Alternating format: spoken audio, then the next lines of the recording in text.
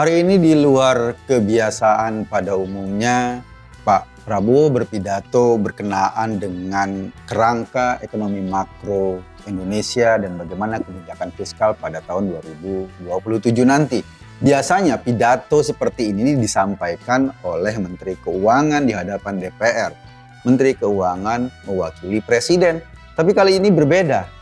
Ini yang pertama, Presiden langsung menyampaikan pidato mengenai kerangka ekonomi makro Indonesia ke depan. Dan pidato Pak Prabowo saat ini dilakukan di tengah tekanan pasar yang tingkat volatilitasnya tinggi banget. Kita tahu dong kemarin rupiah tertekan sampai 17.600, 17.700, bahkan kabarnya sudah ada banyak bank yang menjual rupiah di angka 17.800.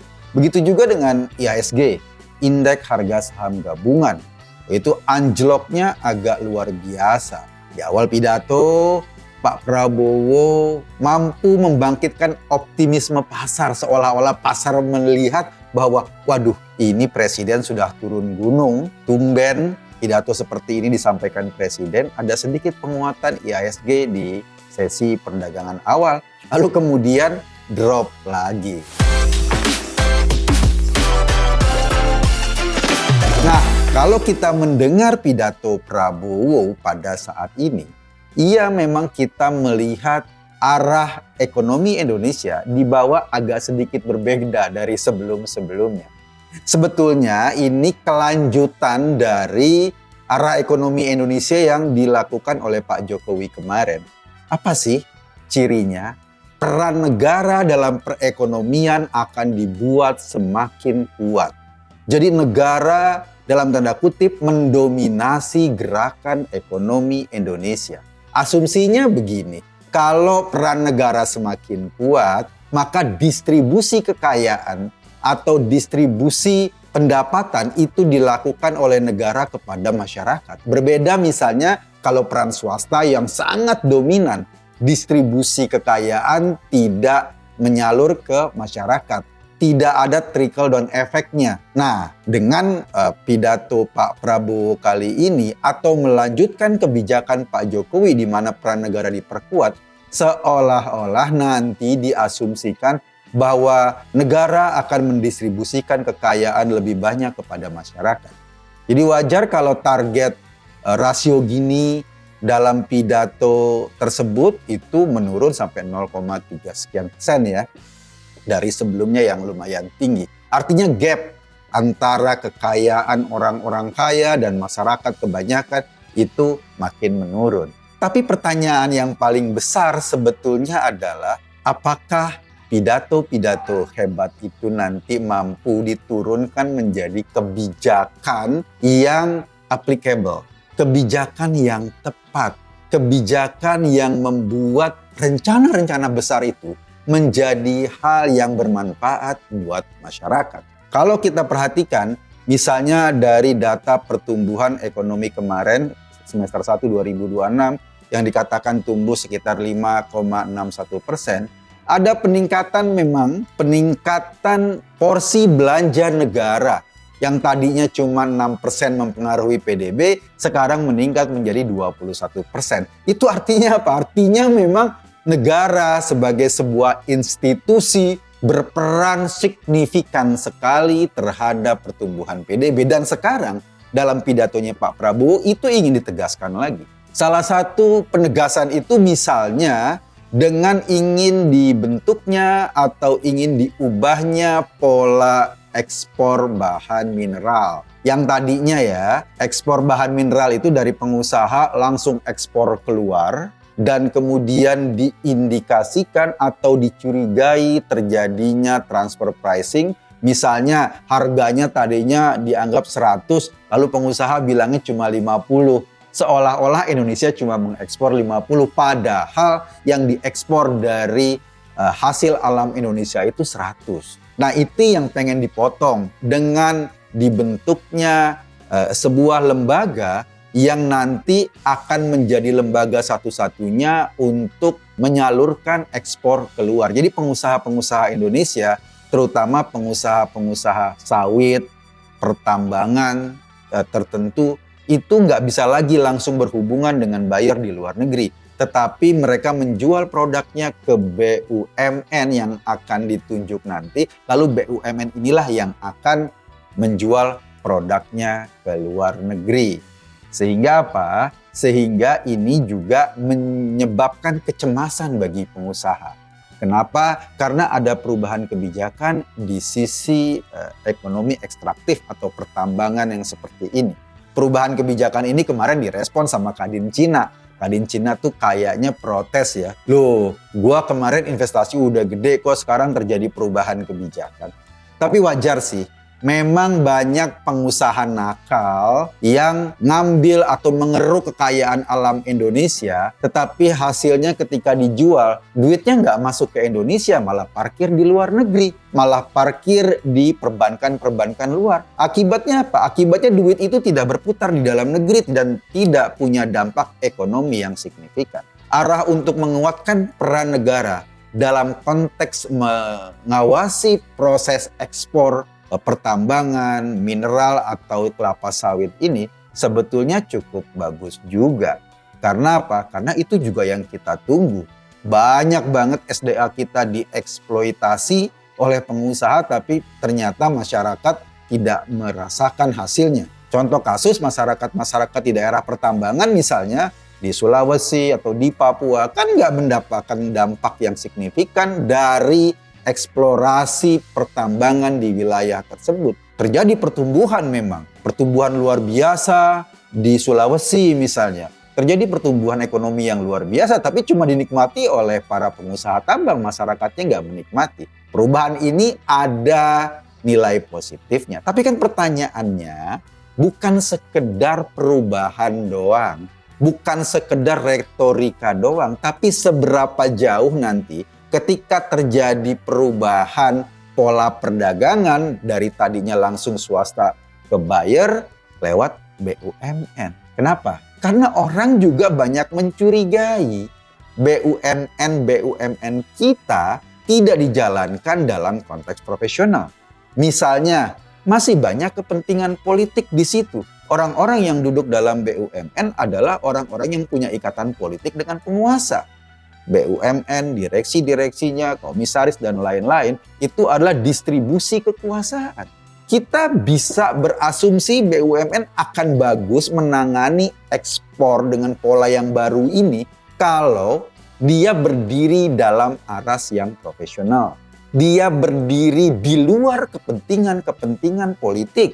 Dia berdiri di luar kepentingan-kepentingan elektoral. Tetapi kalau kulturnya BUMN masih mewakili kepentingan politik penguasa. Kalau kulturnya BUMN mewakili kepentingan politik elektoral jangka pendek, yang ada bukannya malah pendapatan ekspor kita berdampak ke masyarakat, malah jadi bancakan para aktor-aktor politik. Kan itu yang dikhawatirkan. Memang kalau kita melihat pidato atau mendengar pidatonya Prabowo tadi, seolah-olah bangsa ini ingin diarahkan semangatnya lebih sosialistis dibanding misalnya dulu-dulu yang sangat pro pasar, yang mengikuti ekonomi liberal dan ada tulisan Fahri Hamzah hari ini di Kompas yang membenturkan antara Prabowonomik yang dalam tanda kutip sosialistis ini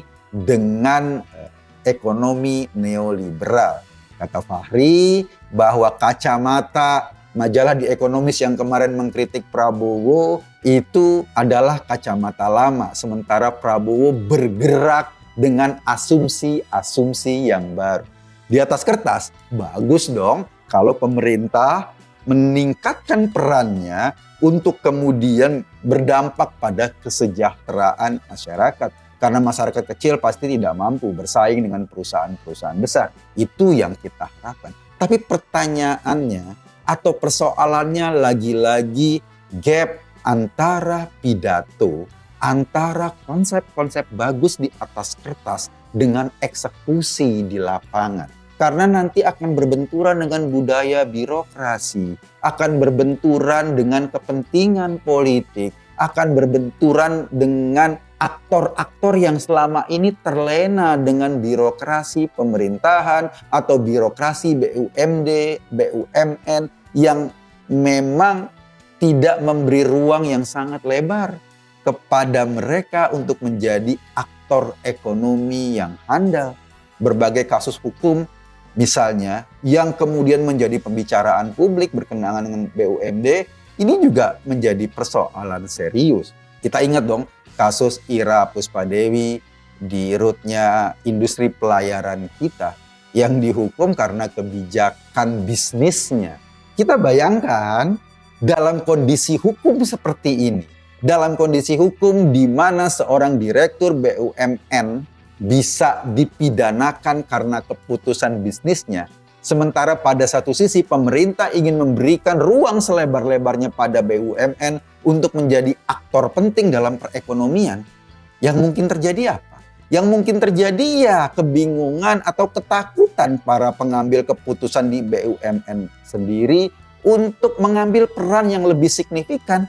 Ujung-ujungnya nanti mereka juga cuma jadi pengusaha DO.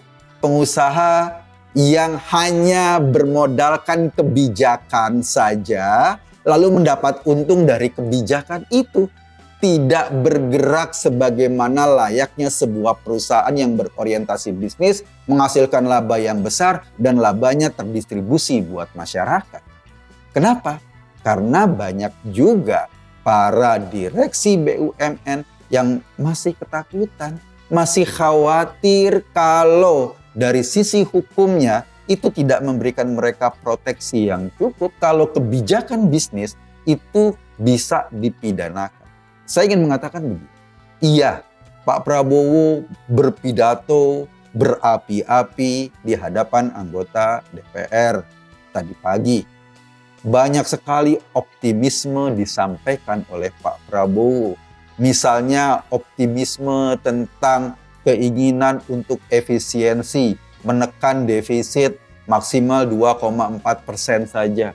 Kita senang dong, karena apa? Selama ini yang menjadi kritik terhadap pemerintah adalah program yang menghambur-hamburkan uang. Kita pikir ketika Pak Prabowo ingin menekan defisit, yang akan ditekan itu adalah, atau yang diefisiensikan adalah belanja-belanja seperti MBG yang budgetnya besar banget, atau Koperasi Merah Putih. Ternyata enggak.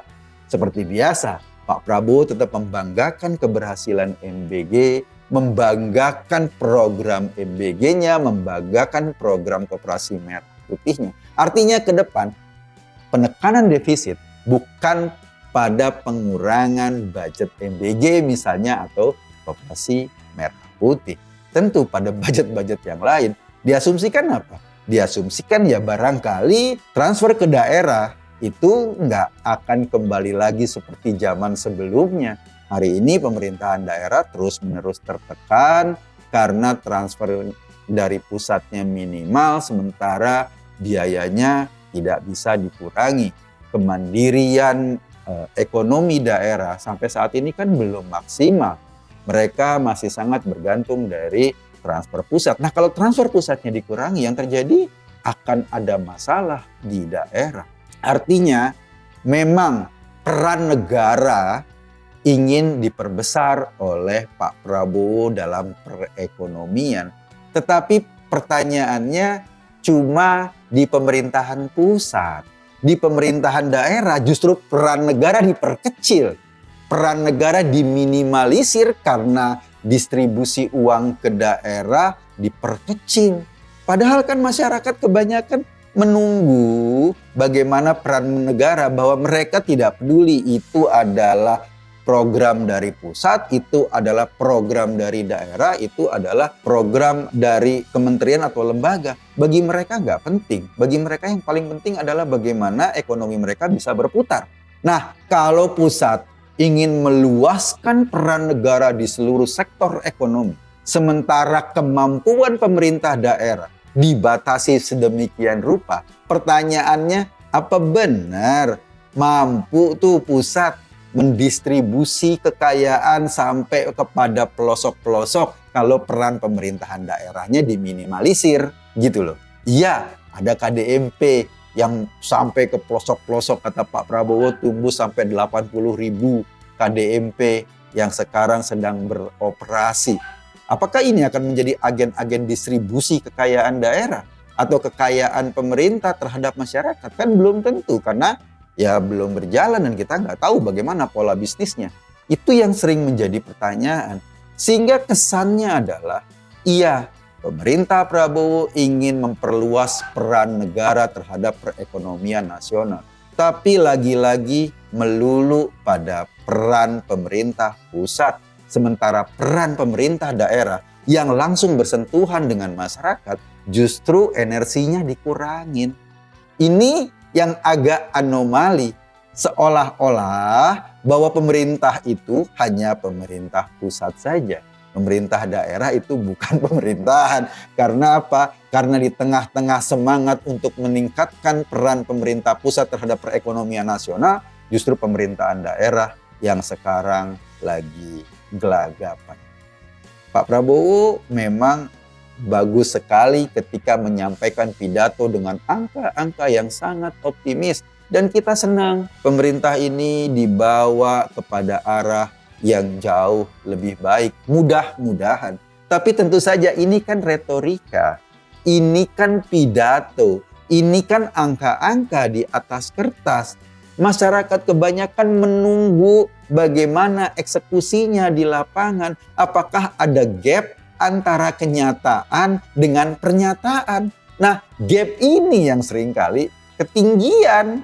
Gap ini yang seringkali terlalu jauh sehingga yang kita rasakan di lapangan berbeda dengan yang dipidatokan di forum-forum kenegaraan.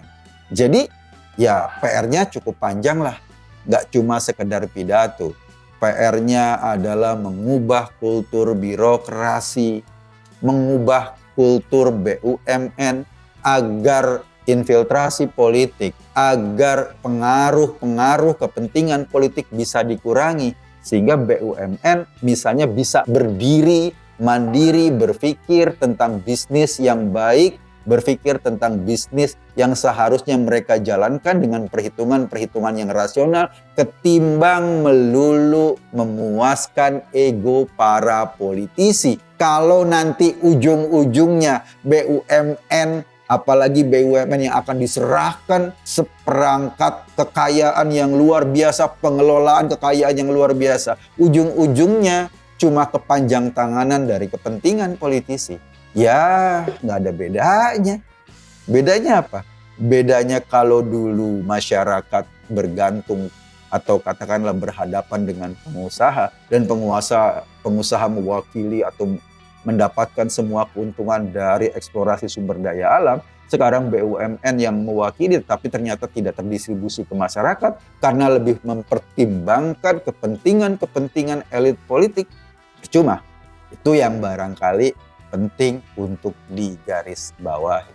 Jadi Pak Prabowo pidatonya keren, pidatonya bagus, pidatonya menunjukkan nuansa optimisme ke depan, menunjukkan Indonesia akan lebih bercirikan negara sosialis, gitu loh.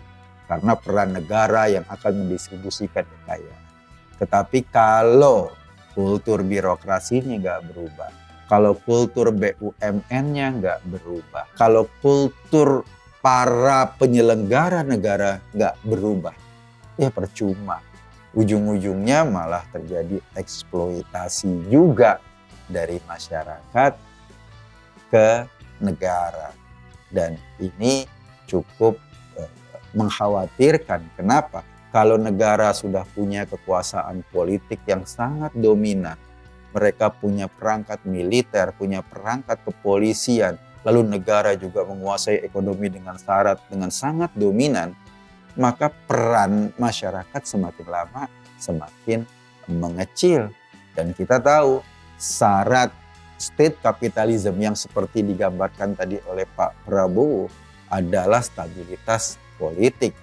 Syarat stabilitas politik seringkali diterjemahkan dengan pendekatan keamanan. Nah, ini yang mengkhawatirkan.